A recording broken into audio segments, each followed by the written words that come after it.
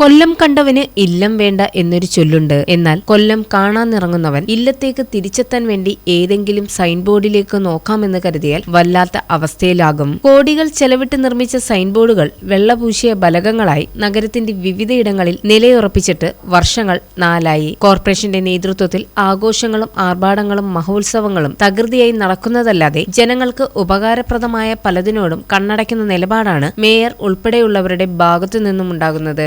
ശക്തികുളങ്ങര മുതൽ തട്ടാമല വരെ യാത്ര ചെയ്യുന്നവർക്ക് റോഡിൽ പലയിടത്തായി വെള്ള പെയിന്റടിച്ച കുറെ ബോർഡുകൾ കാണാൻ കഴിയും. കൊല്ലം കോർപ്പറേഷന്റെ കെടുകാര്യസ്ഥിതിയിലേക്കുള്ള ചൂണ്ടുപലകകളാണ് Sakthikulangara, Kavanad, Vellayittambalam, high school junction, Chinnakada, town hall, Madannada, Pallimukku, Thattamala എന്നിവിടങ്ങളിലും കടപ്പാക്കട, രണ്ടാംകുറ്റി തുടങ്ങിയ സ്ഥലങ്ങളിലും സ്ഥാപിച്ചിരിക്കുന്ന സൈൻ ബോർഡുകൾ. ഭരണ തുടർച്ചയിൽ സ്ഥാനം കൈവിടാത്ത കൊല്ലം മേയർക്ക് അധികാരത്തിന്റെ സുഖവും ഗർവവും മാത്രമാണോ ഉള്ളതെന്നും പൊതുജനം ചോദിച്ചു തുടങ്ങിയെങ്കിൽ അതിശയപ്പെടാനൊന്നുമില്ല. നവകേരള സദസ്സിന്റെ ഭാഗമായി ലക്ഷങ്ങൾ മുടക്കി ഫ്ലെക്സ് ബോർഡുകൾ ഉയർത്തുന്നതിനും സന്ദർശകർക്ക് പ്രവേശനം അനുവദിച്ചിട്ടില്ലാത്ത പാർക്കുകൾ ഉൾപ്പെടെയുള്ള സ്ഥലങ്ങളിൽ പോലും ക്രിസ്മസ്, ന്യൂ ഇയർ ആഘോഷങ്ങളുടെ ഭാഗമായി വൈദ്യുത ദീപാലങ്കാരങ്ങൾ സ്ഥാപിക്കുന്നതിനും കാണിച്ച ശുഷ്കാന്തിയുടെ ഒരംശമെങ്കിലും സൈൻ ബോർഡുകൾ കൃത്യമായി സ്ഥാപിക്കുന്നതിൽ കാണിച്ചിരുന്നുവെങ്കിൽ നന്നാകുമായിരുന്നു. തങ്ങൾക്ക് കിട്ടേണ്ടതുപോലെ കൈമടക്കായി കിട്ടാത്തതുകൊണ്ടാകാം ഇതൊക്കെ ഇങ്ങനെയൊക്കെ മതിയെന്ന് ഇവർ ചിന്തിക്കുന്നത്. ഏഷ്യയിലെ തന്നെ ഏറ്റവും വലിയ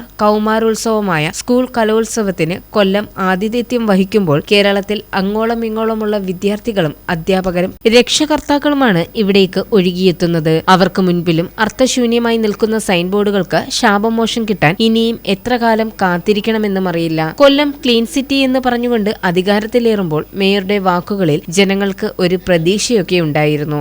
നമുക്ക് ഈ കൊല്ലം കോർപ്പറേഷൻ സംബന്ധിച്ച് മഹാനഗരമാക്കുന്നതിന് വേണ്ടിയിട്ടുള്ള നിരവധി പ്രവർത്തനങ്ങളാണ് കഴിഞ്ഞ കൗൺസിൽ കാര്യങ്ങൾ നമ്മൾ നടത്തിയിട്ടുള്ളത്. ഇനി കൊല്ലത്തെ സംബന്ധിച്ച് ഇവിടെ നമ്മൾ ഒരു ദരിദ്രനോ സമ്പന്നനോ വ്യത്യാസമില്ലാതെ ഇതെന്റെ കൊല്ലമെന്ന് എല്ലാവരും പറയുന്ന, രാഷ്ട്രീയത്തിന് അതീതമായി കൊല്ലം ഒരു മഹാനഗരമാക്കാനുള്ള പ്രവർത്തനത്തിനാണ് LDF പ്രകടന പദ്ധതിയിലൂടെ ഞങ്ങൾ ജനങ്ങളുടെ മുമ്പിൽ അവതരിപ്പിച്ചിട്ടുള്ളത്.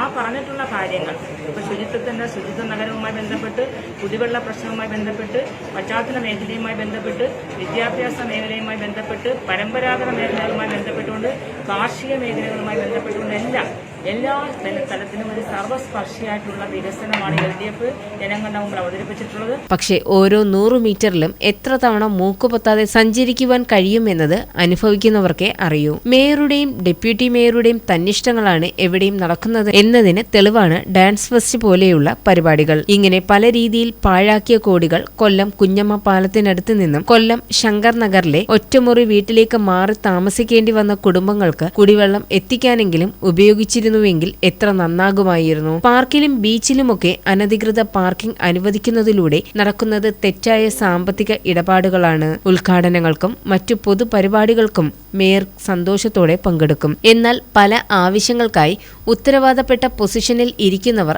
അവരുടെ പ്രവർത്തനങ്ങൾക്ക് അർഹതപ്പെട്ട ഫണ്ട് അനുവദിക്കുന്ന കാര്യത്തെക്കുറിച്ച് സംസാരിച്ചാൽ അത് നല്ല പ്രതികരണമാകില്ല മേയറുടെ ഭാഗത്തു നിന്നും ഉണ്ടാകുന്നത്. ഒരു മേയർ തന്റെ സ്ഥാനം എങ്ങനെയൊക്കെ മോശമായി ഉപയോഗിക്കുമെന്നും അറിയണമെങ്കിൽ കൊല്ലം മേയറുടെ പ്രവർത്തനങ്ങൾ വിലയിരുത്തിയാൽ മതിയാകും. News bureau, press Malayalam.